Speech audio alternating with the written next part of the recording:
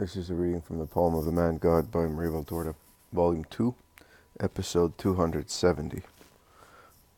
Departure in the direction of Tarichea, 5th of September, 1945. Jesus goes back to the house. At dead of night, he enters the kitchen garden silently.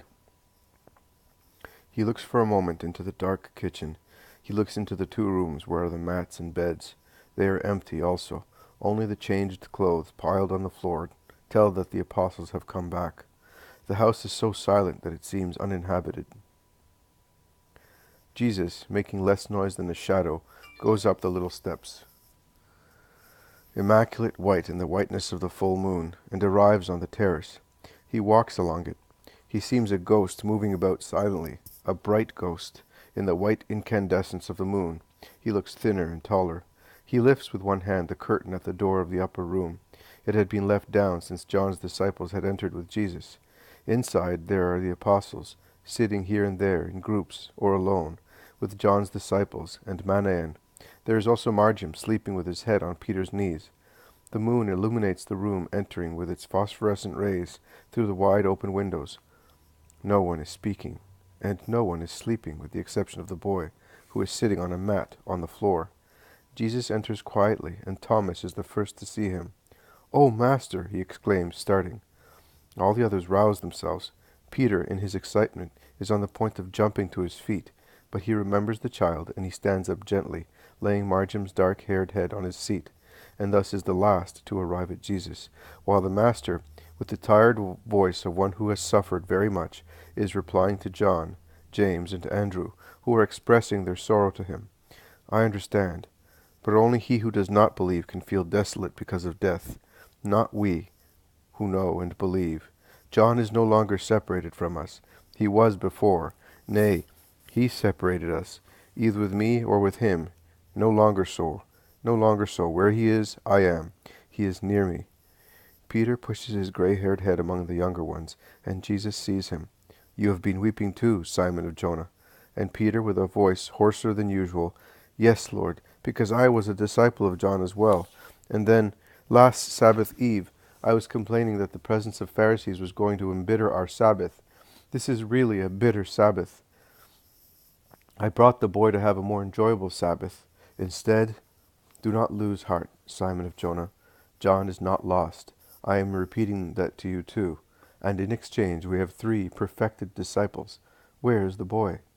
"Over there, Master. He is sleeping." "Let him sleep," says Jesus, stopping over the dark little head, which is sleeping peacefully, and he asks again, "Have you had your supper?" "No, Master, we were waiting for you, and we were worried because of your delay, as we did not know where to look for you, and we seem to have lost you as well." "We have still plenty of time to be together. Well, prepare the supper, because afterwards we shall go to another place. I need to be alone among friends, and if we are here tomorrow, we shall always be surrounded by people.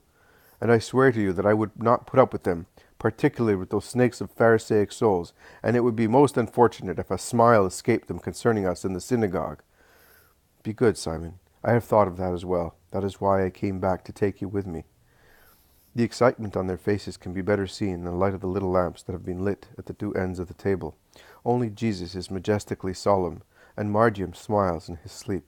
"The boy has already had his meal," explains Peter. "It is better to let him sleep, then," says Jesus. And in the middle of his disciples he offers and hands out the frugal food, which is taken without appetite, and the supper is soon over. "Tell me now what you have done," says Jesus encouragingly. "I went with Philip into the country at Bethsaida, and we evangelized and cured a sick boy," says Peter. "In actual fact, it was Simon who cured him," says Philip, who does not wish to ascribe to himself a glory not belonging to him. "Oh, Lord, I do not know how I did it. I prayed hard, with all my heart, because I felt sorry for the little sick boy. I then anointed him with oil. I rubbed him with my coarse hands, and he was cured. When I saw him color up and open his eyes, that is when I saw him revive. I was almost afraid." Jesus lays a hand on his head without speaking. "John amazed people by expelling a demon, but I had to speak," says Thomas. "Your brother Judas also did it," states Matthew. "Andrew too," says James of Alphaeus.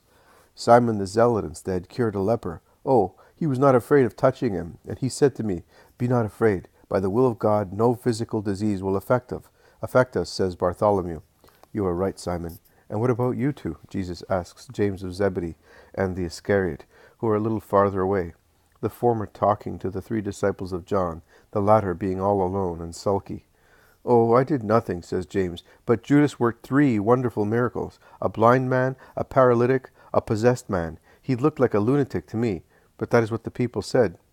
And you are pulling a long face, when God has assisted you so much, exclaims Peter. I can be humble as well, replies the Iscariot. And we were the guests of a Pharisee. I was rather embarrassed, but Judas knows how to deal with them, and he really appeased the Pharisee. On the first day he was standoffish, but later, is that right, Judas? Judas nods without speaking. Very well, and you will do better and better. We shall be all together next week. In the meantime, Simon, go and prepare the boats. You too, James. For everybody, master? They will not contain us. Can you not get another one? Yes, if I ask my brother-in-law. I will go. Go, and come back as soon as you are ready, and do not tell them too much. The 4 fishermen leave. The others go downstairs to get their sacks and mantles.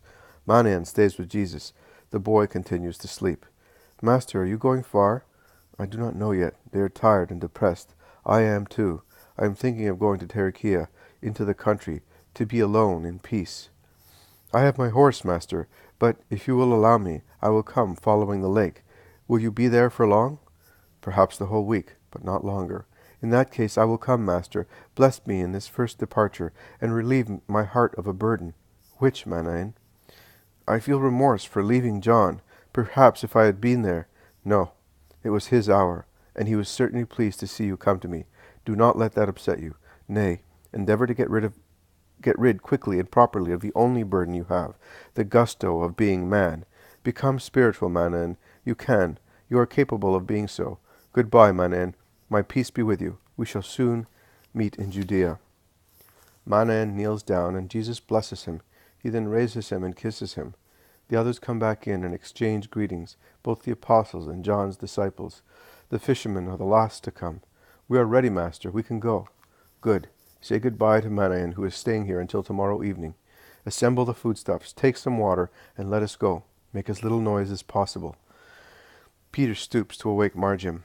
No, leave him. He might cry. I will pick him up, says Jesus, and he gently lifts the boy, who whimpers a little, but instinctively makes him comfortable in Jesus' arms. They put the lamps out.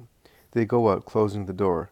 They go downstairs, and on the threshold they say goodbye once again to Manaen, and then, in single file, along the moonlit street, they go to the lake, a huge silvery mirror under the moon at its zenith. The 3 little lamps on the prows, which are already in the water, look like 3 red drops on the quiet mirror.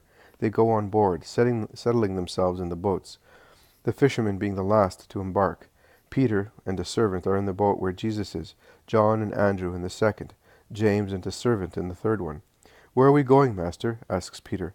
To Tarichea, where we landed after the miracle of the Gadarenes. It will not be boggy now, and it will be quiet. Peter sets sail, and the other 2 boats sail in his wake. Nobody speaks.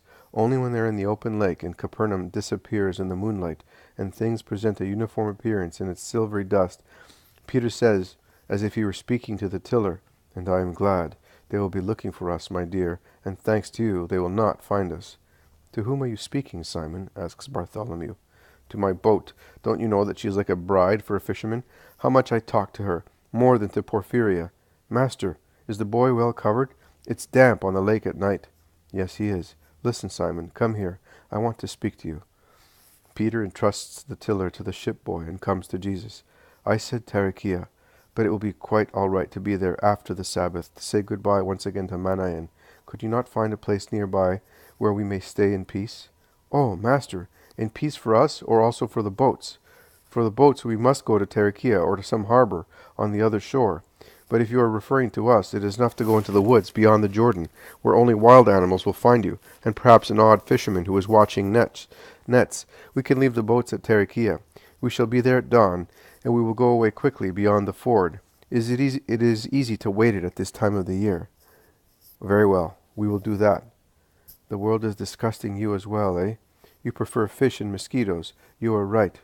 It does not disgust me. One must not be disgusted. But I do not want you to stir up a scandal, and I wish to find comfort in you on the Sabbath." "My master, Peter kisses Jesus' forehead and goes away by wiping a large tear that insisted in dropping out and streaming down to his beard. He goes back to his rudder, heading south resolutely, while the moonlight fades as the planet sets behind a hill, concealing its huge face from the sight of men, but still making the sky white with its light, and the lake silvery on the eastern coast. The rest is dark indigo, hardly distinguishable in the light of the prow lamp.